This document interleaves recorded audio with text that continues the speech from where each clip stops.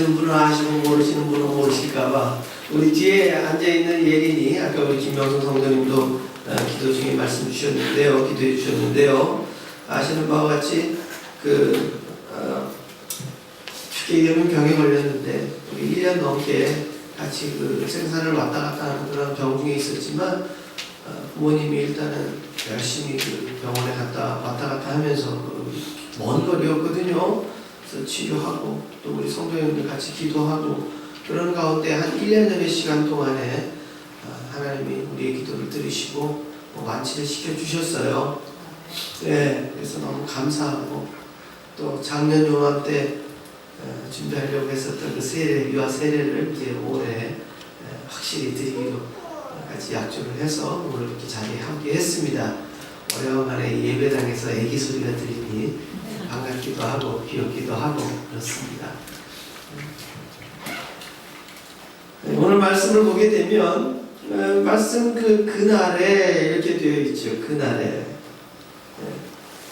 이 그들과 함께 하시는 예수님이 부활하신 이후에 40일간, 성경에 보면 40일간 부활하신 이후에 승천하시는 그 사이 기간이 40일이라고 기록이 되어 있습니다.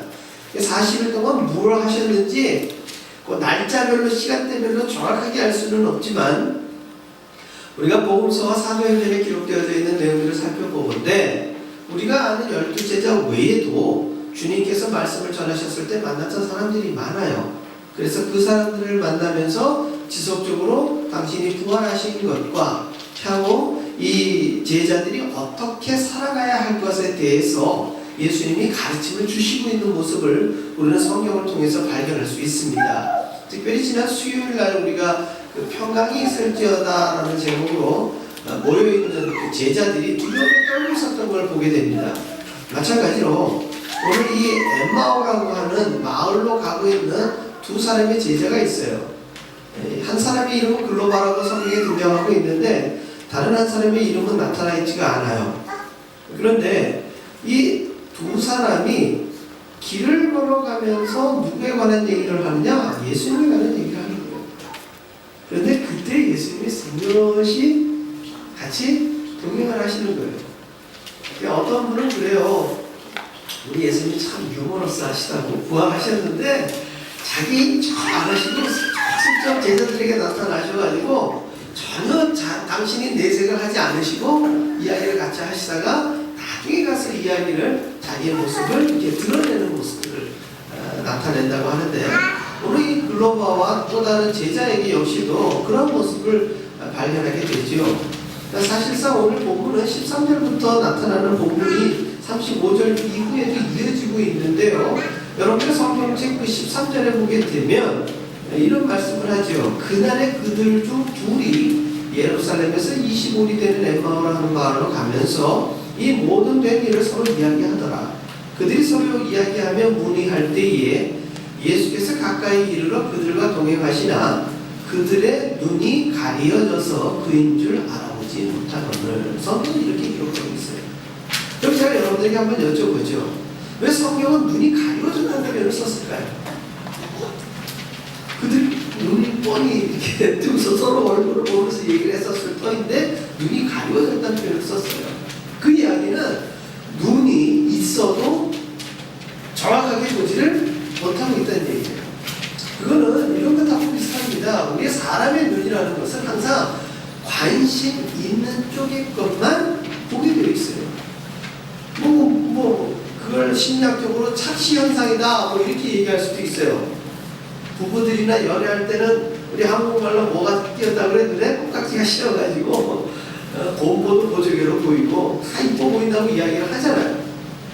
그런 것처럼 우리 사람의 눈이라는 것은 내가 보고 싶은 것 그리고 내가 마음에 드는 것 자체로 그 보여지는 것이 실제보다는 때로는 더 좋게 때로는 더 나쁘게 보여지는 그 눈의 관점이라는 게 있는 것입니다. 근데 특별히 오늘 이 두 제자에게는 무엇이 눈을 가리우게 하는 사건이었느냐 하면 예수님이 어떻게 하셨다? 죽으셨다. 그 당시 모든 사람들에게 있는 정확한 팩트는 뭐냐? 예수님이 죽으셨다는 거예요. 그런데 예수님은 제자들에게 뉴스에 나오는 것이나 사람들이 이야기하는 죽으셨다는 내용에 대해서만 끝을 낸 것이 아니라 그 다음 얘기를 사실은 많이 하셨죠. 그 다음 얘기는 뭐예요? 살아나신다는 것이죠. 부활하신다는 거예요. 그런데 부활에 대한 내용을 이 제자들이 듣기는 들었지만 이해를 못하는 거예요. 이유는 한 가지예요. 그런 일이 전에도 없었고 자기들이 사는 동안에도 없었고 이것은 사람으로서는 할 수 있는 일이 아니다 싶으니까 그것을 이해할 수 없는 거예요. 제가 유튜브에서 재미있는 동영상을 하나 봤어요. 그게 뭐냐면 은행에 강도가 들어온 거예요. 강도가 들어와가지고 막 급하게 권총을 들이대가지고 돈 사람들한테 뺏었어요. 그래갖고 주머니에 담았습니다. 담아가지고 막 뛰어나가면서 은행 문을 어깨로 꽉 밀친 거예요. 꽉 밀리니까 쿵 하고 부딪힘이 나가가지고 거예요. 예. 그러니까 막 급한 김에 문을 여러 차례 어깨로 미는데도 안 열리는 거예요. 계속 미는데도 안 열리는 거예요. 그러니까 옆에 있는 그 재떨이 쇠고된 걸 갖다가 막 부딪혀요. 그래도 그 유리가 강화 유리니까 뭐 유리가 끄떡이나 합니까? 막 머리를 밀고 발로 차고 막 미는데 문이 안 열려요. 그러니까 막 사색이 돼가지고 권총을 들고 있는데 막 어쩔 줄을 모르고 바닥에 주저앉았는데 바깥에서 어떤 사람이 이 안에 강도가 있는지 모르고 문을 이렇게 밀고 들어오는 거예요. 은행 다녀보신 분은 아시죠? 은행 문은 항상 어때요? 바깥에서는 밀고 들어오고 안에서는 당기고 나가야 되는데 급한 마음에 미니까 문이 열려요? 안 열려요? 안 열리니까 이 문은 어떻게 된다? 잠겼다. 딱 잠겼다 생각을 하니까 정신을 못 차리는 거예요. 근데 바깥에서 문을 삐끗하게 열고 들어오니까 강도가 너무 기분이 좋은 거라. 그런데 딱 나가는 순간 어떻게 됐을까요? 네. 안에서 쇼하는 동안 경찰이 와가지고 그 사람이 잡힌 거예요. 그 동영상을 제가 한번 보여드리려고 했는데 주소를 못 찾아갖고 결국은 화를 못 떴는데 정말 혼자 보기 아깝습니다. 그 얼굴 그 표정이라는 게 막 당황해가지고 어쩔 줄 모르는 거예요. 보세요. 본인이 한번 밀었는데 안 열린다 생각하니까 이 문은 잠겼다. 그러니까 밀기만 밀지 이걸 땡겨서 여는 생각을 전혀 하지 못하는 거예요. 당황해 봅니까? 예수님을 따라다니는 수많은 백성들과 제자들과 가까이에서 있었던 제자들마저도 예수님은 어떻게 되셨다? 죽으셨다. 심지어 죽은 것을 내가 봤다. 그러니까 여기서 끝이에요. 왜? 인생사에서 죽으면 끝이니까 더 이상 생각을 해도 못해요. 그 이상은 생각을 하지. 그러니까 예수님이 코앞에 와서 까꿍을 해도 제자들을 비롯해서 수많은 사람들은 예수님을 닮은 사람이에요. 예수님 비슷한 사람이에요. 예수님은 아닌 거야. 그러니까 예수님하고 똑같은 말을 해도 예수님의 말씀을 하시는 것 뿐이지 이분은 예수님이 아닌 걸로 생각하면은 이거는 100번 1000번 눈앞에 나타나도 이걸 믿을 수가 없다는 것입니다. 그만큼 고정관념은 우리로 하여금 믿음을 갖기 어렵게 만듭니다. 자, 이 예수님이 제자들 앞에 나타나셔서 하신 말씀이 있어요. 이게 뭐냐면 참 재미있죠. 17절에 보면은 예수께서 이르시되 너희가 길 가면서 서로 주고받는 이야기가 무엇이냐고 물어봐요. 그 내용을 당신이 주인공 아닙니까? 다 아는 내용인데 물어본다는 얘기죠. 그런데 이 이야기를 듣는 제자들은 또 뭐라고 얘기해요? 아니 이 성내에 지금 화나게 일어난 일 어떻게 당신은 모르고 있냐고 하면서 그 이야기에 대해서 이야기를 쭉 설명을 해요. 이 일이 일어난 지가 사흘째요. 또한 우리 중에 어떤 여자들이 우리로 놀라게 하였으니 이는 그들이 새벽 무덤에 갔다가 그의 시체는 보지 못하고 와서 그가 살아나시다 하는 천사들의 나타남을 보았다. 또 우리와 함께 한 자 중에 두어 사람이 무덤에 가서 봤더니 과연 여자들이 말한 바가 맞더라. 그런데 예수는 보이지 않더라. 결과는 뭐예요? 아직도 예수님 살아나신 것에 대해서는 이 사람들이 머릿속에 정보가 들어와 있지 않은 거예요. 없어진 것까지는 사실인데 살아난 거에 대해서만큼은 믿음을 갖지 못한다는 거예요. 이것은 제자들에게만 해당되는 내용이 아니라 사실은 오늘날에도 이러한 일들은 비일비재하게 나타나요. 예배도 드리고 교회도 다니는데 예수님 부활하신 것에 대한 믿음이 서로 다 각기 다르다는 것이죠. 심지어 이단 정파에는 어때요? 이 살아난 예수가 누구다? 그게 나아요. 그래서 이단 교주들이 등장하는 거 아니겠습니까? 근데 더 놀라운 사실은 그 이단 교주를 믿는 사람이 있어요, 없어요? 너무너무 많다니까요. 그게 참 이해가 안 돼요. 말씀으로 기록된 예수님을 어떻게 안 믿으면서 그 눈에 보이는 이단 교주는 또 믿는 것인지.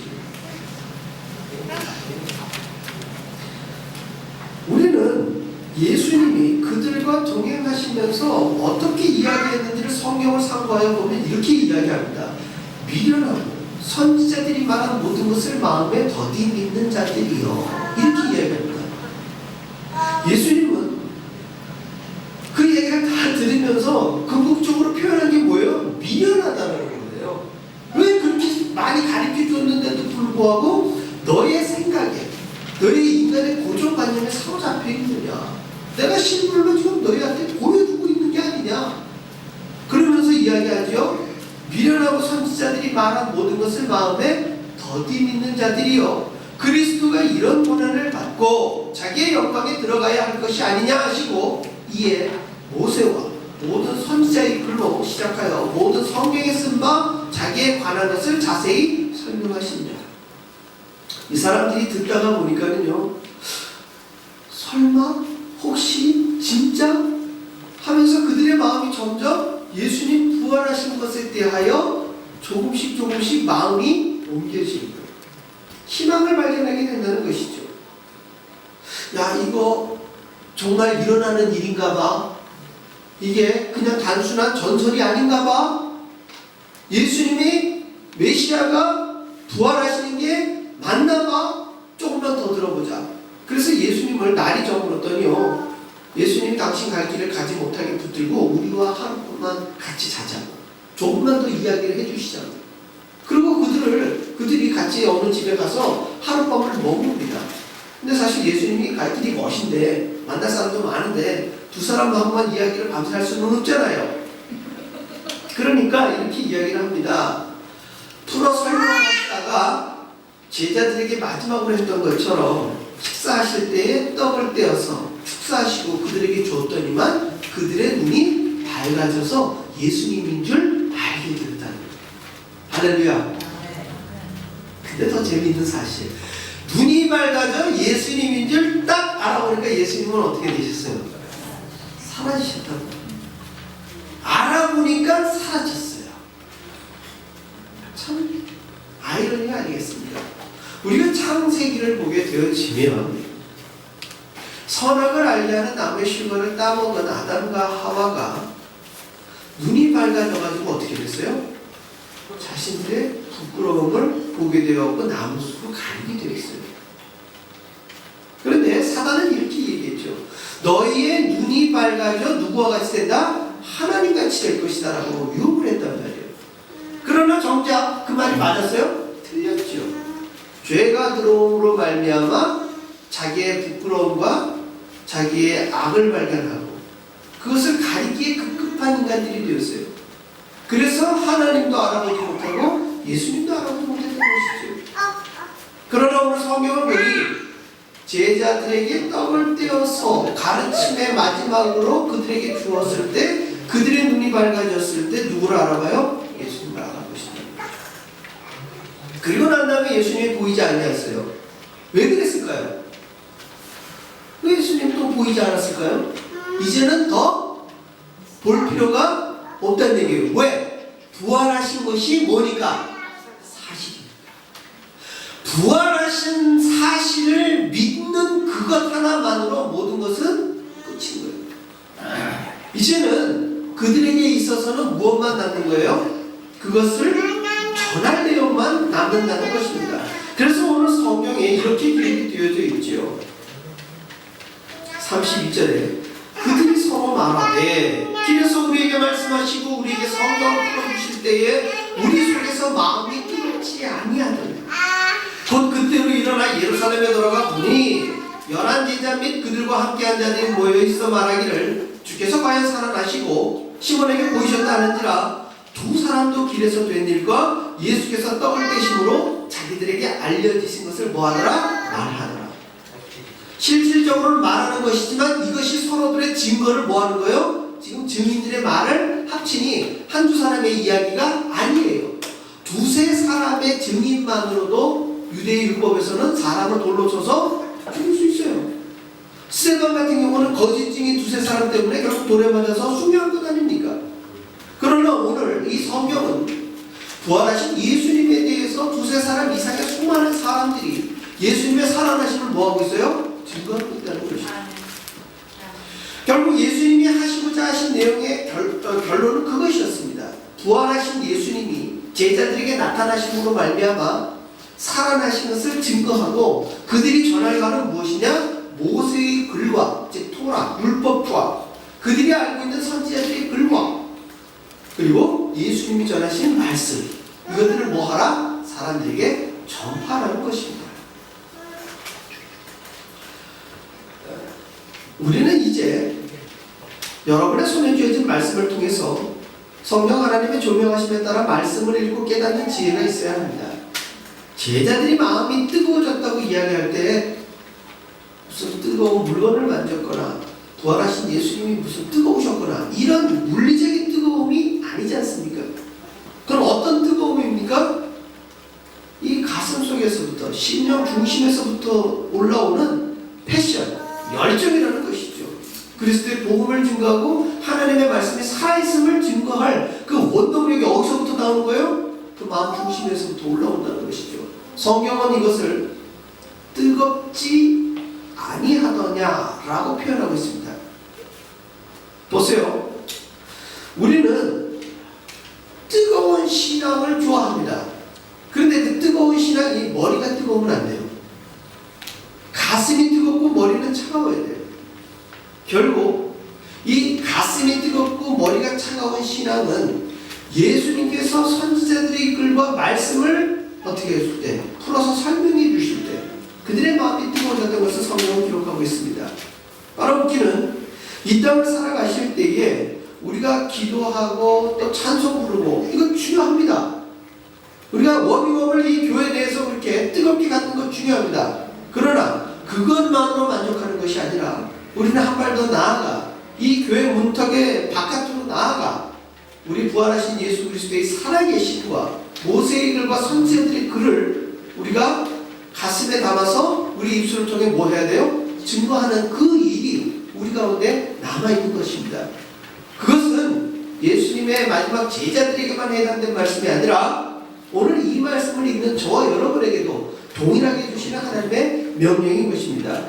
바라보기는 이제 우리는 가슴을 뜨겁고 머리는 말씀으로 차가운 그래서 비둘기같이 순전하고 뱀처럼 지혜롭게 하나님의 말씀을 가슴에 품고 차가운 세상을 녹이며 그리스도의 사랑을 필요로 하는 이 세상을 향하여 힘있게 나아가는 저와 여러분 되시길 바랍니다. 말씀을 통한 뜨거움을 날마다 경험하기 위해서 늘 말씀을 상고하고 기도하시는 저와 여러분 되시길 주의 이름으로 축복합니다. 기도하겠습니다.